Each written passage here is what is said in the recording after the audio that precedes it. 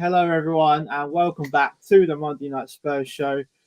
After two defeats at home in the Premier League to Southampton and Wolves, there's good things and bad things about doing this show. But Gaz, you're with me tonight. You're spending your Valentine's night chatting about Tottenham losing 2 games in a row, or 3 games in a row with Chelsea.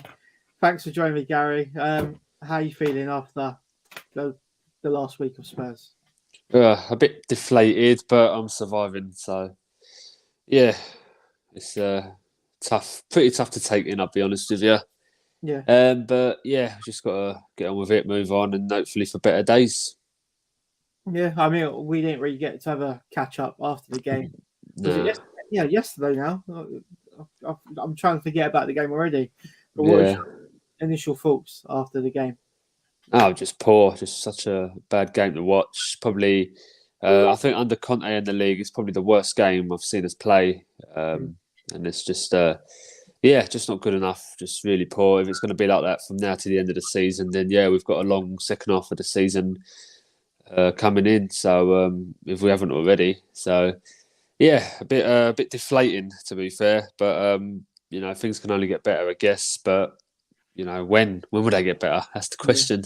It was so frustrating because after the Brighton game, I was really buzzing. I felt White Hart Lane was rocking, and through in the FA Cup. Brighton are a good team, and we got rid of Tongi and Celso and Dele. I was like, there's a bit of unity in this squad now, and then a week later, just you're back to square one and realize how weak the squad is.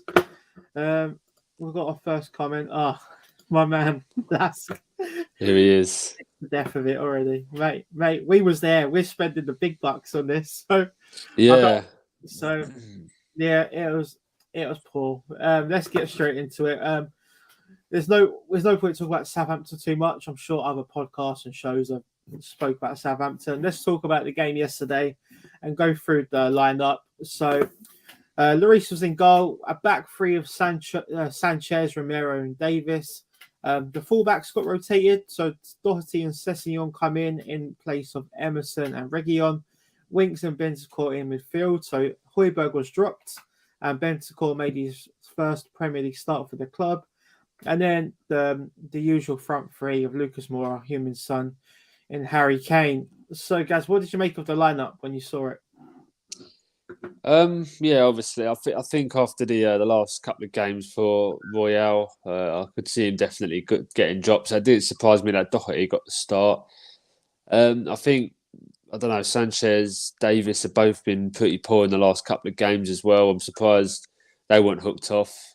I don't know, and it was a toss-up between Højbjerg and Winks, which one would be dropped, and obviously surprisingly it was Højbjerg, but he's been fairly poor the last few matches as well. So it's no surprise to see Bentancur come in, make his first start.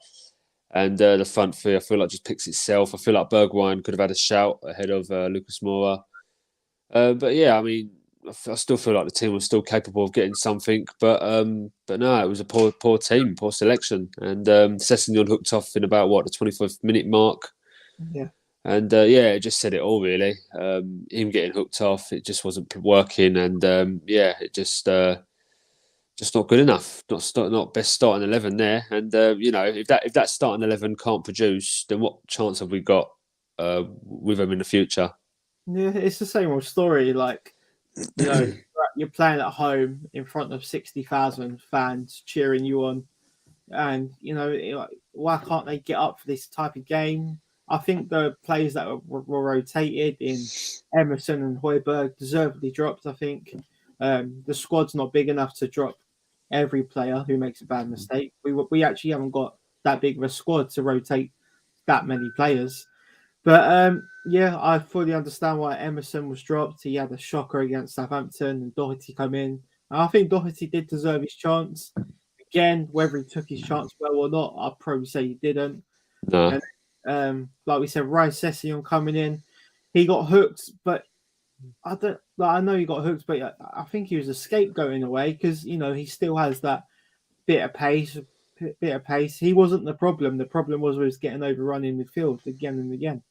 But to bring on Kulusevski instead of Højbjerg, I thought it's better to get the midfield compact and then start again. But the Kulusevski sub was almost a gamble, too early on in the game. What did you make of Kulusevski coming on? I think they hooked off the wrong player. I think Sessegnon should have stayed on the pitch, and I think Davis should have gone off. 100%, yeah. Yeah, I think it was his giveaway led to the second goal there. But yeah, I think either him or even Davinson Sanchez should have been subbed off. But not Sessegnon, because for me, Sessegnon's a bit more of an attacking-minded fullback. I can see obviously why he's taken off Sessegnon. I just feel like he took him off. Hasn't had many minutes, but I feel like this was a game Sessegnon could have shined. But yeah, I think it was a bit of a tough call. To be fair, I think I can see why Conte's done that and put on Kulusevski. I feel like he didn't really do too much. Kulusevski didn't really change the game as such, but I don't think no one did. To be honest, I feel like Kane was pretty quiet, had a couple of chances, but not good enough. Son, another poor game. I mean, we've seen that quite a few times recently from Son. Yeah, I think just a poor game all round for everyone. To be fair, I think everyone has to take blame somewhere. So where do you think it is going wrong then? Because you look at the team and you think there are players on that team sheet that can cause trouble. At least score a goal at home against any team. Not let alone win the game. You think they'd at least score at home against Wolves. Said that I did see before the game. There was a stat that Wolves really do concede. So when they went 1-0 up early on, when they scored the second, I was like, yeah, this game's done. And I think, to be honest, the game was done at 2-0, wasn't it? I think it wasn't like there was no sense of a comeback or no sense of a fight. I think, once we're 2-0 down, I feel like the players just couldn't wait for the 90th minute to get off the pitch. So yeah, with the formation now, what do you make of the formation? Do you think we could still play with a 3-4-3 with Højbjerg and Skip, or do you think we need to bin off this formation now? Probably been off this formation because I don't think it's working. I think the only player who's doing well for me is Reguilon. But Doherty, Royale, Sessegnon have all, and if you like, Tanganga, have all had a chance on playing this role. And I think Davis on the one occasion. And they've all been bad. It's all been pretty poor from it. I think we just need to bin off, just go back to a 4-3-3 or like a 4-4-1-1 sort of formation. I just think, I don't know if this formation is working. I think it is too defensive as well. I mean, the midfielders as well aren't too creative either. I think Bentancur might have a bit of, like that killer pass instinct in him. But apart from that, I mean, you can't rely on Winks, Højbjerg, or even like young Oliver Skip to create. It's quite frustrating to watch this formation, but I don't know. It might work in the future, but I don't think these are the right players for this formation. I just think at the minute it's not working. Maybe change it around. If it is improving, then stick to it. But I can't see it personally. I don't know if you can. I don't know what you think on this. But yeah, it's like what you said. If you drop Sanchez, you bring in Tanganga. But we've already seen Tanganga's not good enough. We know Tanganga's not good enough. And we've got Tanganga out, Skip out, and Dyer out. And they're not the creative players. I know Dyer has got a clever ball over the top, but with them back in the team, it doesn't mean we're going to create more chances necessarily. They are all defensive-minded players, so our best attacking players are all fully fit, and this is the best we produce. And Bergwijn come on, little impact again. Yeah, Kulusevski, nothing really there for me. Son still looks quite poor lately. He went 1-on-1 again, didn't he? At a tight angle against Wolves. Yeah. He put it onto his left foot and another tame shot. Lask says, why doesn't Conte believe in Rodon? He's way better than Davis and Sanchez. There's been a bit of talk on Twitter today that Conte thinks he may have made a mistake not giving Rodon a chance. Do you think he will come back into the side now? What I don't want to happen, he comes back in against Man City and we lose like 4-0. And then that's Rodon's chance. It's not really a fair way to judge Rodon, is it? Well, no, but I mean, if you're a footballer and you're a professional footballer, then you should be doing well against no matter who the opposition is, really. I mean, if you're that good, then you need to be playing against teams like Man City. But yeah, but I see where you're coming from there, Tel. I think Rodon, if he went straight into the starting 11 against Man City, then yeah, it'd be a tough call, it'd be a harsh call, and you'd expect him to perform. But personally, I wouldn't be able to see it. I mean, if Dyer's fit, then for me, Dyer goes straight back into the team. I think with Dyer there, along with Romero, and I don't know, I feel like the third centre back choice is up for grabs. You know, players like Sanchez, Davis, Tanganga, and Rodon all have to fight for that spot now. Yeah. Because I feel like with Dyer and Romero there, I think we're a bit more solid. But I feel like, you know, when Dyer ain't there, I feel like we're just a bit fragile at the back, and just haven't got that leadership skill there. So, yeah, it's just a major issue. I think it should have been fixed up in January. I feel like that's somewhere we should have improved. I feel like should have got 2 more players in January. You know, definitely a midfielder, definitely a defender. Yeah, I think come the summer, it will need a massive overhaul now. I think you just got to take your losses, ship some players out, and bring in some decent quality players if you're ever going to compete. Because if it's going to be like this for like another 5-10 years, it's just going to be, you know, same old boring mid-table football for that time. Because the ball ain't going to back the managers. You can just see that already. This is the problem with Pochettino. We know Poch got every last grain out of them players. There was nothing left to get out of them. You know, that was the last bit of footballing ability left. And then, you know, the squad got stale under Poch, and it cost him his job. And same with Mourinho, you know, the squad was too stale. He didn't get to rebuild. Nuno, you know, I mean, Nuno was Nuno, but it's the same problem. And now Conte's got the same problem, you know. Yeah. But, Laska's got a good question for you. So this is what I was going to ask you as well. If Dyer comes back, who are you removing, Sanchez or Davis? Because at the beginning, Davis was getting forward quite a bit, wasn't he? Yeah. But I've not seen him progress with the ball up the pitch for a long time now. So the positive side of him having a left foot, it's a bit regardless now because he doesn't really. He stays back. He doesn't actually progress up the pitch. So would Davis be the one you drop now? I'd love to see Davis dropped just to show that you make mistakes, you're at the team, because you can't keep playing if you're shit. Yeah, it's true. Yeah.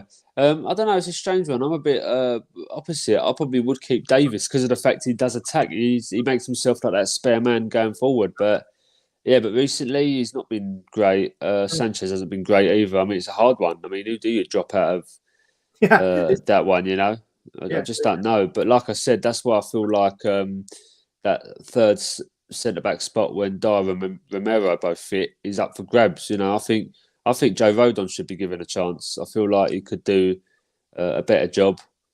You know, it can't be any worse than what it is, surely. I mean, for me, I'd like to see like another young player come through the ranks and actually give it his best shot. You know, someone like Malako, Walcott. Yeah, it's a good shout. Just bringing a young lad, just someone who can do a job there. But yeah, it's just a tough one to call. Really tough one. I feel like the fullbacks. I feel like everyone's spot at fullback is definitely up for grabs as well. So defensively, it's a bit bleak, really bleak, and I feel like it's something we just need to improve on. Andre, I've not seen Andre pop up before. He says, "I love the title of this video. Proper stuff, guys. Hopeful for better performances soon. Coming, you Spurs." And if you haven't seen the picture, that's what I've gone for today. So, yeah, I like it. These lot. So it made me laugh when I was putting this together. It's what they deserve, these lot. But yeah, Lask says, "GG boys, it's 3 a.m. in India." So Lask is watching this 3 a.m. in the morning. Massive thanks for tuning in, man. Hope we draw against City. No, we got to win. We have to win. I mean, we've got 2 games in hand. Like these are games in hand are slipping now, and I feel like the results are going against us slightly, and I feel like we're slipping away. I just feel like slipping away. I mean, Wolves have overtaken us now. I think they've got more chance of getting top 4 than what we have at the moment as well. And do you know what? I hate to say it, but I think West Ham, if they get top 4, they deserve it. Yeah, 100%. Yeah, I hate to say it, but they do. They generally do. They've been pretty good. I mean, they were Fairly lucky to draw yesterday though against Leicester, but they're fighting till the end. You know, they're doing more than what we're doing. And they've only got Antonio. I know they've got Bowen, but that's what I'm saying. We've got Kane and Son. You know, Kane's the striker. But like West Ham, they've just got the one striker. Well, I mean, we were talking yesterday, Tel, and we said about Declan Rice. I mean, he's everything. He's an all-round midfielder. He can defend, he can attack, he can create, he can pick out a killer pass, he can score, he can run with the ball. He does everything, and that's the sort of player that we need. We need that sort of midfielder to run that. You know, I know obviously he's got a good partnership with Souček as well. I don't think you can just have any old midfielder playing alongside Declan Rice. I feel like you've got to have the right player there. But a player like Declan Rice, I feel like would fit right into our team. Perfect, you know, up and down the pitch, and does everything for them. Well, that's like you said. I think you know, the amount of freedom that Declan Rice gets, it's a credit to Souček as well to let him, you know, let Declan Rice have the freedom. Well, the thing is with them midfielders as well, they score. Yeah. They are scorers. I've got Declan Rice in my fantasy football team. You know, yeah, same. I've got faith in Declan Rice to deliver. Oh, Tel's gone. Tel has gone. He'll be back soon. Oh, there he is. I think you went off screen there, Tel. Let's have a look at the stats from yesterday then. It is not nice reading. Tottenham have lost 3 consecutive games for the second time in the Premier League this season. This also happened in September 2021 under Nuno. This is the first time they've had multiple losing streaks of 3+ games in a Premier League campaign since 2004-2005. That must be what? Glenn Hoddle days, maybe? Just before 04-05. No, that'd be probably Martin Yole. Martin Yole. Yeah, but it's probably in between Glenn Hoddle and Martin Yole then. I reckon 2004. Oh, that's a tough one. It'll either be someone along the lines of Jacques Santini. Yeah. Or Martin Yole. I think Martin Yole was caretaker manager that year. Yeah. It's in between that. Well, that's how bad it is. Yeah.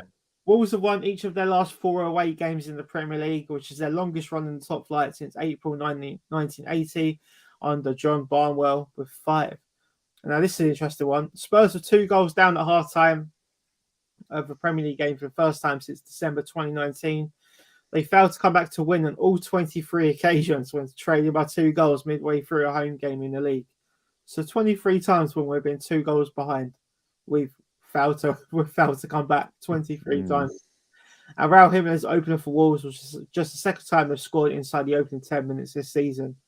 But like we said, I felt like it was game over at 2-0. I felt it was almost game over at 1-0. So yeah, there's definitely a mentality problem at the club.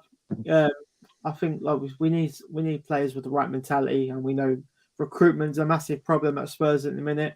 Yeah. But where do you see us improving? And of course, we can't do nothing till the summer. But how do you think we change this? Well, I don't know. I mean, I could suggest many things, Tel, but you know, I don't know. I think maybe it's time to drop some key players. I think player like maybe Son should be dropped, Lucas Moura to be dropped. I feel like the new signings feel like I've got a chance to prove themselves. I mean, Højbjerg's been dropped and he's been a key player for us. But yeah, I don't know. I think maybe just turn to the youth now. I think give a couple of youth. I think give Harvey White a shout. He's got deadly left foot on him as well. You know, he can deliver. And that gives you some balance, doesn't it? You know. Yeah. I mean, he's probably. I mean, you know, he's not. He's like a bit of a Ward Prowse. You know, he doesn't go forward as much. Probably more of a Harry Winks sort of midfielder. But having that quality foot on him, whether it's right foot, left foot, you know, it does make the difference. And you've got players who beat the offside trap, and they enjoy playing like that. And I feel like that's what we lack. We need that. We had that in Eriksen. And I feel like Harvey White would be a good shout. And maybe just give a young player at the back. I mean, it can't be any worse than what it is, surely. I mean, you rely on senior players like Sanchez, Davis doing a job, and they're both really poor at the moment. You know, if you stick a young player there and he's not as good, then at least, but if he tries, you know, it makes a difference. Mm-hmm. But, and obviously, if he does say, you know, you stuck a young player there, that's why we lost, then, you know, you can't really be blamed for that. But my theory is if you're good enough, you're old enough. This is exactly it. I think that's a really good shout about the youth. You know, that's the only way to make the squad less stale is by bringing some youth. You know, I mean, they're always training with the first team, but they never seems to get a run out. We're 2-0 down yesterday, but he brings on Emerson over, Dane Scarlett. Whack Dane Scarlett on for 10 minutes. Just see what he can do. I'm sure Dane Scarlett's more likely to score than Emerson ever is. And then if we talk about Wolves yesterday, they played Luke Cundle. Never heard of Luke Cundle before. No, never. And he's come up to Tottenham and bossed our midfield. He's bossed Bentancur and Harry Winks. Harry Winks got to the Champions League final Spurs, and Bentancur, he's won 4 Serie A's, and Luke Cundle and Neves got the better of that midfield. So I definitely feel, like you said, youth is the way to go. And then we won't, if Alfie Devine makes a little appearance, we're not going to get in his back, are we? We're going to be excited to see what he can do. Same with Harvey White. Yeah. I'm not sure defensive wise. I know you said Malachi Walcott. I'm just going by what I've seen in pre-season. I mean, Malachi Walcott was one. I think one player I thought we was going to see this season was TJ Ioma, but he actually was sold, wasn't he?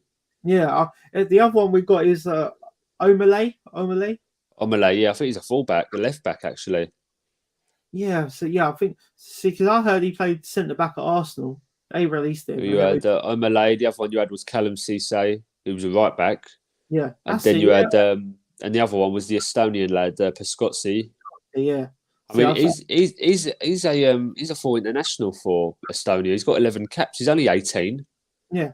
I know obviously Estonia is not a big nation to play for, but when you're like 18, you're playing for the nation you're born from. It's a proud moment. So when you're a full international, they don't just pick anyone just because he's playing for Spurs and he's playing for the academy. But there's a reason why they pick him. So and he ain't been bad. I know they don't win a lot often, Estonia, but all the Estonians are saying how good he is. Like, he's a solid defender. He's for his age, they said he's solid and quite a tidy player. So I think, well, let's stick him in the first team then. Let's give him a bash. Like I said, we just can't be any worse than what it is now. That's the thing. If you put in Pascozzi or whoever it's going to be, but put him with Romero and Dyer, I'm sure he's going to learn something. Yeah, of course. You've got to learn from the best. Like if he's playing these under 23 games and he's next to another academy player, he's going to get exposed a lot more. But if he makes a mistake and Romero's tidying up, he'll be like, oh, bloody hell, Romero, like you saved me there. So there's a lot more of a chance for him in the first team. But I don't know. I can't see anyone getting in anywhere anytime soon. I think Harvey White would be the one in midfield, maybe. Yeah. Jim's in the stream. Happy Valentine's Day, Jim Peters. He says, drop Winks. So, drop Winks. Do you think Winks should be dropped now? I mean, I'm not sure what we go for in midfield. Skip. It looks like Skip and Højbjerg are going to have to come back. I suppose it would be with Bentancur now. Is that the three for you? Three midfield? Yeah, I think Højbjerg, Skip and Bentancur, I think would be a good midfield three there. I feel like with Skip, I feel like he does get stuck in, and I just feel like he, does that job in midfield. But also, I see another stat as well. When Dyer, Højbjerg, and Skip play, we barely concede any goals. We don't lose that often with them, but without them, we're just poor. We're just really like no stability, no solidarity in the spine of that team. Yeah, and it just shows how crucial them players are. Ollie's in the stream. Ollie's got a dapper new little profile picture. It looks there. He like is. It. Very nice. He says, "Would you take sixth now if we won the FA Cup?" Gaz, I'll let you go on this one. Yeah, I would. Yeah, it's a trophy and it's silverware and that. I mean, sixth. Yeah, sixth, provided we won the FA Cup. Yeah, but I don't think we're going to win the FA Cup this year, and I don't even think we're going to finish sixth either. I think we're just hitting a bad run of form now, and then by the time we turn it around, I feel like the hopes for top four will be gone by then. So because I feel like West Ham are just holding on to that top four spot, they're not letting go of it, and I feel like Man United could possibly come back into a bit of form, even though they're on a bit of a bad run themselves, actually drawing too many games. But Arsenal will be hit and miss, and us, I just feel like we could miss out completely. So I don't know. We'll see. I mean, if we win the games in hand, it could change everything. But I don't know. It could be a case of going down to the wire with top four, and I feel like all them four teams would be involved. I think a lot does rely on the Man City game. If we got a point of Man City, I think the mentality completely switches again. They're like, oh, we dug in well there. got a good point at the Etihad. Let's go again. Let's build on this. But, so I think, it could go the complete opposite. We could get a right Tonkin. It looks like we're playing stupid tonight, Gaz. Jim likes a bit of Ollie in the stream. Ollie, oh dear. Jim says, that's right, Gary. We are very poor at the moment. Roy says, whenever Winks comes under pressure, he runs across the pitch, never forward. Now, I've noticed this. When Winks has the ball, he doesn't run through the midfield. He runs like diagonal. He doesn't actually drive forward. But I think Skip is someone that does try and drive forward and hope people run off him. But with Winks, you don't know where he's going to go. And I think that yesterday and Southampton game, Winks' and Lucas Moura's touch was exposed so much, such poor touches. What I noticed yesterday, I just couldn't believe how much space Wolves had. Yeah. So much space. Unbelievable. There we go. Thursday. So there's a bit of merriness in the chat tonight. Love bit of romance. So let's move on to our next game. Even the badge terrifies me. Yeah. So, Jim says, mind your bags. So yeah, Man City away then. Guys, give me your lineup. How would you like to see Tottenham line up at the weekend? Oh God. Well, I don't know. It's so hard at the minute. I don't know. I think I'd like to bin off the wing back formation and probably go back to 4 at the back. So it'd be even the goalkeeper had a shocker yesterday. I mean, do you start? You start Luis because he's the captain, but you don't think? Yeah, I wouldn't have Galini in goal never. So it'd be Luis in goal. Fullbacks would probably be Emerson, Romero, Dyer, and Reguilon. And then I'd go for 3 in midfield with Bentancur, Højbjerg, and Skip.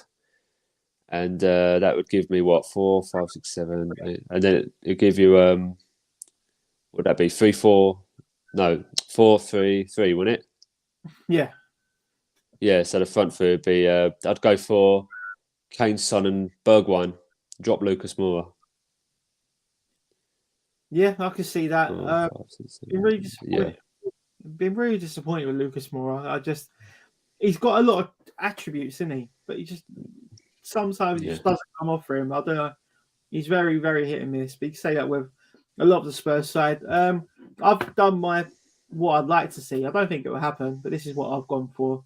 I've gone for Lloris in goal. The back 3, Romero, Dyer.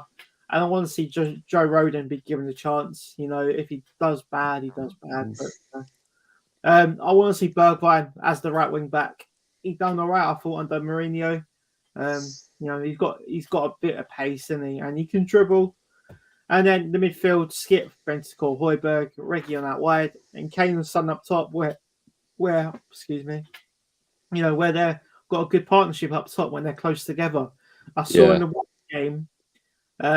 Son was playing like left wing because we took off Sessegnon, didn't we? We had almost width on the left, and then it was Kane, and then Bergwijn up top, and then Kulusevski behind.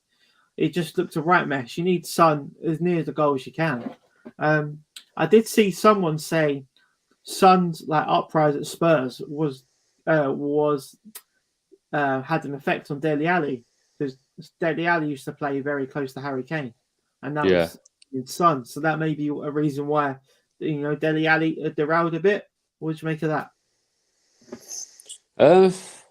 Maybe. When Dele was poor, he was obviously weren't in his right position because I always saw Dele as the central attacking midfielder, playing behind Kane, obviously. But when he was playing under Jose, under Nuno, he just wasn't playing in that position. He was too defensive, too central. Playing where Skip and Højbjerg were playing.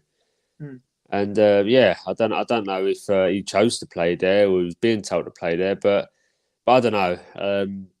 I don't know what to make of Dele's move, but what was he? I don't know if he played for Everton the other day, did he?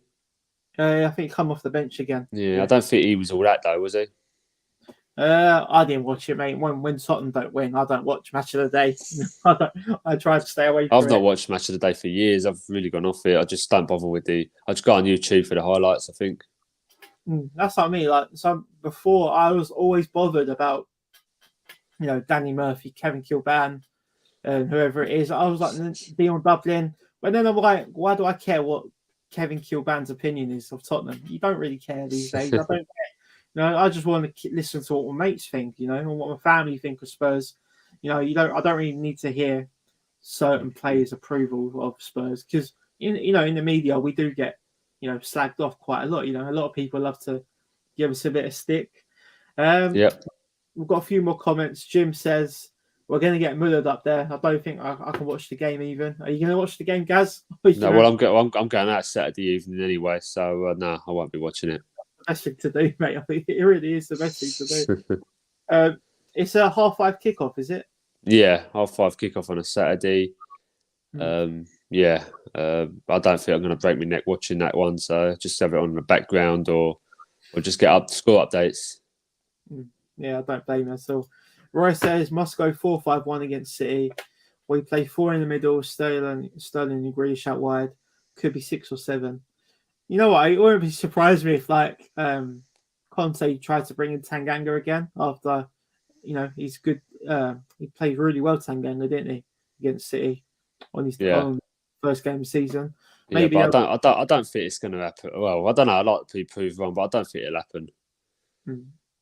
But with the fullbacks, he's tried Emerson, he's tried Doherty. Maybe he will go back to Tanganga. I can't remember the last game Tanganga did play it right back. It may have been a Conference League game, but I don't know. It's still getting very frustrating, isn't it, being a Spurs fan right now? Yeah, you're not wrong. So anything else for you to cover on the Wolves game, mate? Nah, not really. So we've got Man City coming up next. Sorry, let's move that. Followed by 3 more away games: Burnley, Leeds, and Middlesbrough in the FA Cup. So City away, Burnley away, Leeds away. How do you think we're going to get on? How many points are we getting out of that? Oh, I don't know. I think, let's see. I think if we can turn it around against City, but I mean, it's a massive ask. But if we can turn it around against City, I feel like we could get back to winning ways against Burnley and Leeds. I mean, Burnley, I think, are bottom of the table now. Yeah, I'm not sure. Yeah, they're around that way. And Leeds are about 16th themselves, so probably fighting relegation there. But I always find the teams at the bottom at this stage of the season are tough to play. They're fighting relegation and they do up their game a bit. But I just think the way we played against Southampton, the way we played against Wolves, I just think we're going to find it hard now. I mean, for me, I feel like they're all winnable matches. Burnley and Leeds especially. City, if they had the right attitude, they could scrape a draw. But I think Burnley and Leeds definitely are winnable games.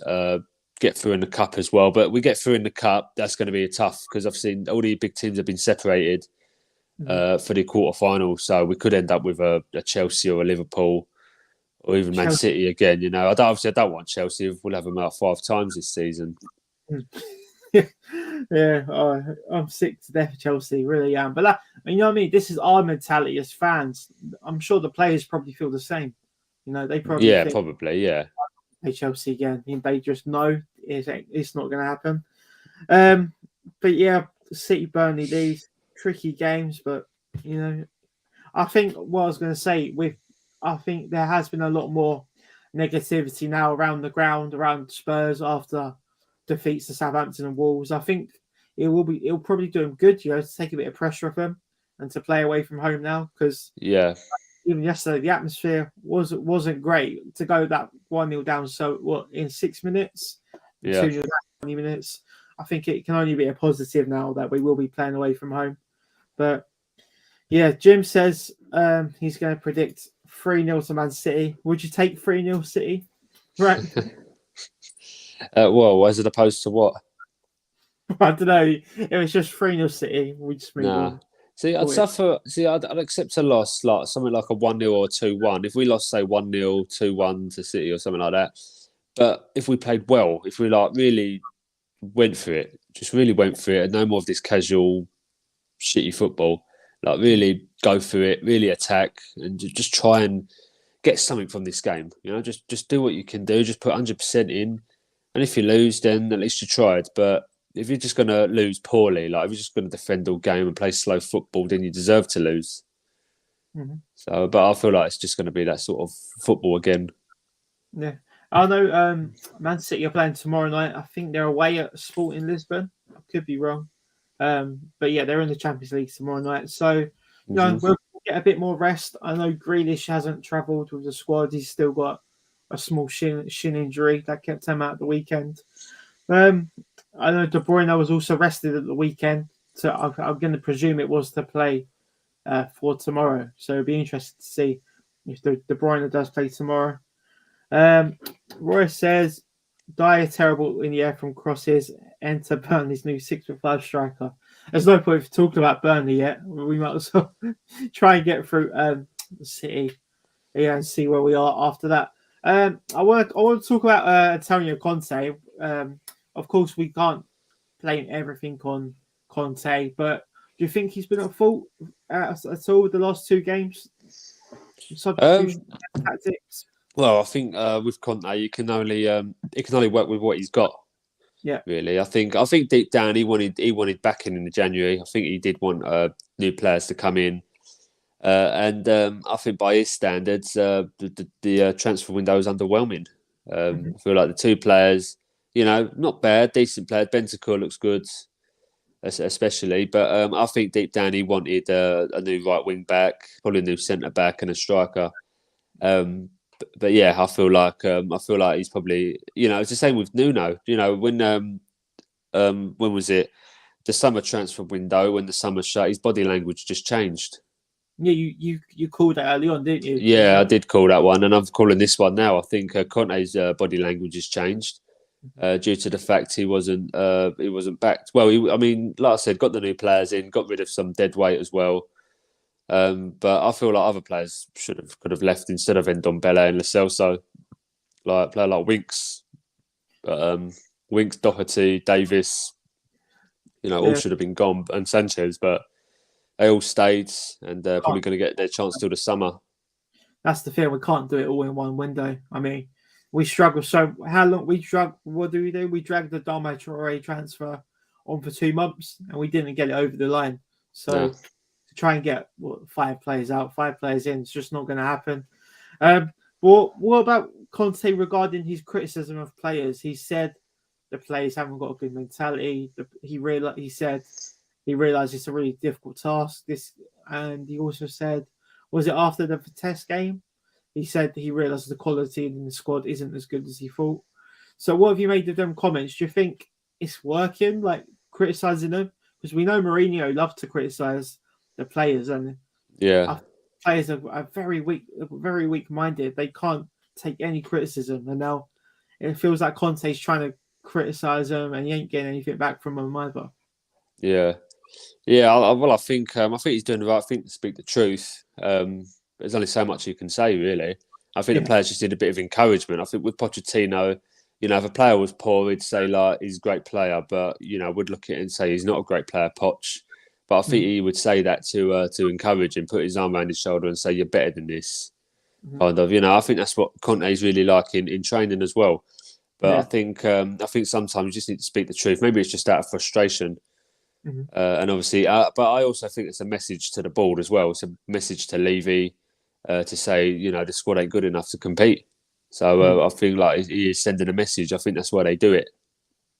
Yeah, no, that's exactly what I think. But the only problem now the transfer window's shut. This is what Conte's got to work with, if he likes it or not. So I don't know. I mean, I think he knows, and the squad knows. They know who they can trust. Conte, what he must. I don't know how many players Conte does trust. Who would you say he does rely on in that 11? Well, definitely Kane and Son.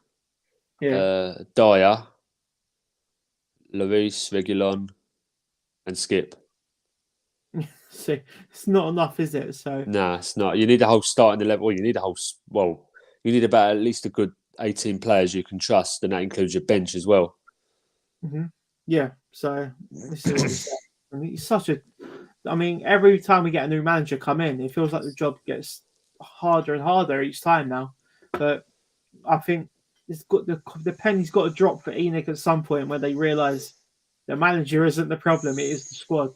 And I feel like every manager tries to get the utmost out of every player, but that's all they've got left now. I don't see any of these players, bar Kane and Son, to leave this club and go to a better club than Tottenham. Like we've seen with Dele Alli going to Everton, and we've seen Ndombele didn't get his move to PSG. He's ended up back at Lyon. Lo Celso's at Villarreal. No one's into a bigger club than Tottenham. And so I feel like a lot of these players, like Tanganga, Ben Davis, Harry Winks, they're not going to go to a club bigger than Tottenham. There is only one way down from here on. Same with Emerson and Matt Doherty. I'm not sure where they think they're going to end up after this. Yeah. It makes you wonder how Emerson played for a club like Barcelona. But the question is, do you think some of these players generally just aren't cut out for the Prem? Because because Brian Gill is absolutely smashing it for Valencia. They absolutely love him over there. Been really impressive. And Ndombele got an assist for Lyon on Saturday. Yeah. I feel like Brian Hill looks more promising than Kulusevski. I've not seen nothing from Kulusevski still.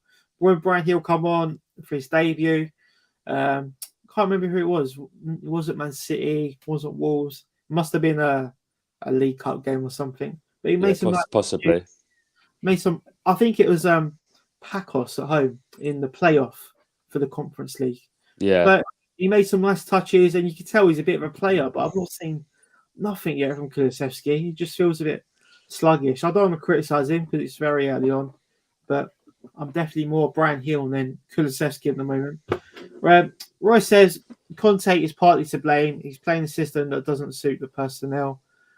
Well, that's the thing. I mean, the defence can't even pass or dribble. So the only one that can take you up the pitch now is Eric Dyer. So I think once Dyer and Romero come back, even if it, like you said, in a four at the back, that would be the way forward. Dyer and Romero, it could be a lot more sturdy at the back.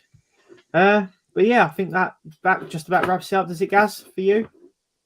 Yeah, well, I mean, there was that rumour in the week about who is it? The guy, someone making a £3 billion offer to buy Spurs. Yeah. What do you think? I think Levy should have taken the money. Take it and run. Yeah. It's a strange. Well, they said they evaluated the club £3 billion, got an offer, and they never took it and just rejected it. But I feel like Enoch probably aren't ready to sell up just yet. But I feel like their days are numbered now. I mean, the fans don't want them at the club. We want new ownerships. You know, they've made enough money out of us. Let's be real. Mm-hmm. And but deep down, I think deep down, Levy generally doesn't want to leave the club. Mm. But I mean, you know, even if someone said to him, "Well, look, I'll be the new chairman of the club, but you can still have the side bit of like running the business and, you know, earning your money, and then I'll just take charge of the football transfers and decisions," because they're not football people. Enoch, they're generally not clued up on football. And I don't think running a business, running a football club's for them. I think they're in the wrong industry, personally. No, they're 100% only looking at the finances. Yeah. And I've not heard Levy talk for a long time, since beginning of the season. Yeah. He made a statement about Harry Kane's future and that we're going to invest every penny back into the club. But again, we've not seen it. I know we've had the pandemic, but all these deals we're getting, they are they're all loans, obligation to buys. They're not actually signings, are they? All clauses in these deals. Yeah. And I said to my dad earlier, we're in a cycle. Like, we'll come to the summer, and you know we won't be able to attract players because we haven't got Champions League football. No. And it's just going to go back round and round and round. Can't attract top players. We ain't got Champions League football, and then we get in the Champions League. And, we can't afford this player. You know why? Well, so it just feels like we're in an absolute cycle. Jim says Enoch out. Dan's back. Dan says, what a title for the video. So a few people like this one. But we want Levy out, Gary. So Jim's adamant about that. Yeah, same.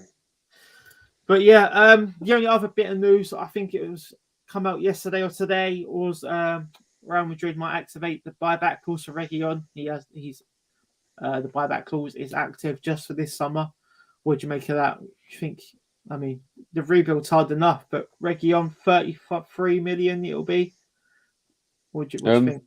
Well, I like Reguilon. I'd like him to stay really, but because I feel like that's the thing. We've got a good player in Reguilon, but the question is, who do you replace him with? I mean, do we stick with Sessegnon or do we go for like a more of a first teamer? But that's the thing. I can't think of any half decent left backs at the minute. There's probably some out there, but that's the thing. I feel like Reguilon is definitely one for the team. He loves being at Spurs, and but I think with Reguilon, he can say no. I don't think it's a case of what's the word?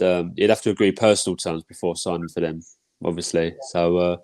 I think he'd have the choice to say no, and well, let's see. I think if he sees his future at Tottenham, then obviously he'll stay. But if he's had enough, then yeah, he'd go back to Madrid because they've got the buyback clause still. They've still got Ferland Mendy, Real Madrid, and then they've also got David Alaba, who's left-footed. He's plays centre back, but of course he can cover. Yeah, and of course I take it Marcelo is retiring in the summer, so they have got cover at left back. I'm sure Reguilon would only go back if he is going to be first team starter. Not sure if you would. I know Mendy's a big player on FIFA. Everyone loves Mendy on FIFA, but I'm not sure how good he is in real life. Roy says had enough trouble replacing the right back, and that's bang on. With Doherty, Emerson, and so on. We've had all this trouble trying to get the right back. We can't be having this dilemma trying to get a left back in. But I feel like if Reguilon was going to go, I mean, we missed the boat with Luca Dean. 25 million was it? Yeah. Well, first thing, a set piece taker, everything you want, Yeah, but I think with Luca Dean, I mean, like I said, good player and all that, but I don't think he's that good defensively though. I think he is better attacking, but I think if you're allowing him to be like a defensive fullback, I don't think he's the player for it. It'd be the same old story, just like Royale. I think Royale is probably better attacking than he's defending right now. if you gave Royale a job like a right midfielder or a right winger, and not so much defending, then he'd probably be a better player. But as a defender, he is poor. It's amazing with Emerson Royale. I mean, he scored that fluke goal against Brighton in the FA Cup. Yeah. And the game against Southampton, completely different player. Yeah. Jay Adams with the header and Elanusi. I've never seen Elanusi score in my life. No, I haven't. A header. Like Emerson, nowhere near him. Absolutely nowhere near him. So the inconsistency of these players is unreal, honestly. But yeah, I think that just about wraps it up for tonight. So I know I only mainly see you at the football, but we ain't got a home game for another 5 weeks, so I won't be seeing you for a while, Gaz. So yeah, it'll be a long time. Well, yeah, I could do with a break from the home ground anyway, so it's a bit toxic. Do you find it's toxic? It is toxic, but I think the second half, I think me and a few people around me, we just started laughing at the standard of football.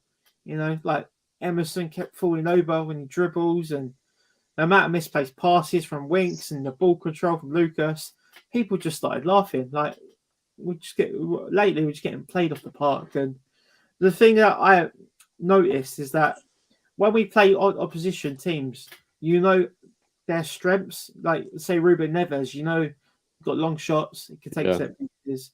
But with our players, I don't like. With say Emerson, what's Emerson's attribute? And if you take him out of the team, are you going to miss him?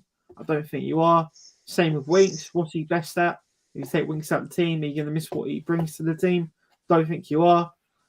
Lucas Moura's got a bit of pace, of course. But majority of our team, like if you take him out of the team, I don't think you're going to miss him that much. But if you take Will Prowse out of your team, you're going to miss set pieces. You're going to miss a good delivery in the box. You're going to miss, a bit of movement. You're going to miss a bit of leadership. But when we take players out of the team, they don't bring nothing on or off the pitch.